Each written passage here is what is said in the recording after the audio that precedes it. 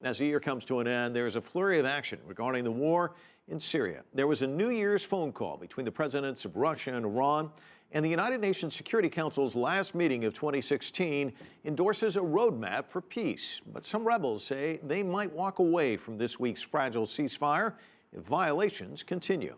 CGTN's John Terrett is in New York with details. And John, the Security Council just voted in favor of a ceasefire resolution. What can you tell us about that? Indeed, they did, Mike. Good afternoon to you from New York City, where the Council has just voted in favor of this Russian resolution. And I think it's fair to say that there should be a little symbolism here. It is around the world either New Year's Eve or New Year's Day in most parts of the world.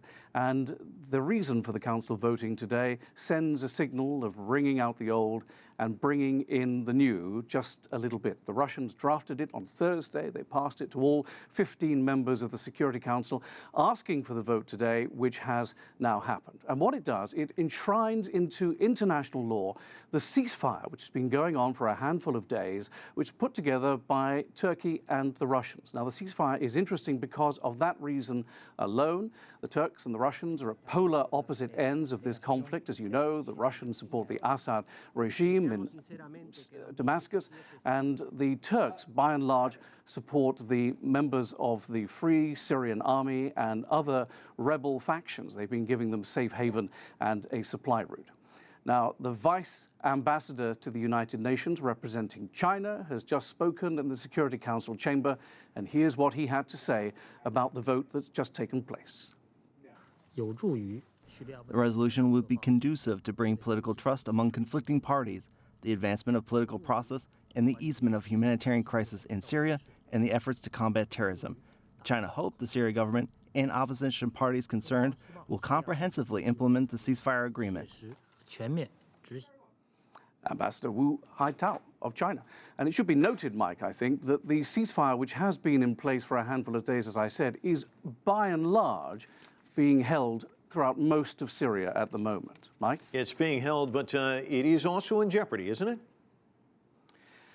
I'm afraid it is, because like everything that happens in Syria, there is a big question mark hanging over what has just happened at the United Nations Security Council. Even though the ceasefire has now been enshrined into international law, the Free Syrian Army and other factions that it speaks for have written to the government in Damascus and their allies, which means the Russians, and they've said to them, if bombing and shelling of areas that we, the rebels, control on the outskirts of Damascus doesn't stop, where there are now presently 100,000 people trapped in the fighting, then we will consider the ceasefire to be null and void and tear it up, and it will be over. So no sooner has the Council in New York, where it is Saturday afternoon on New Year's Eve, voted in favor of this resolution, then a big question mark hangs over it. And if it fails, if the rebels do indeed ignore the ceasefire and go back to fighting, it will be the third time in 2016 alone that an international effort to try and bring peace to Syria has failed.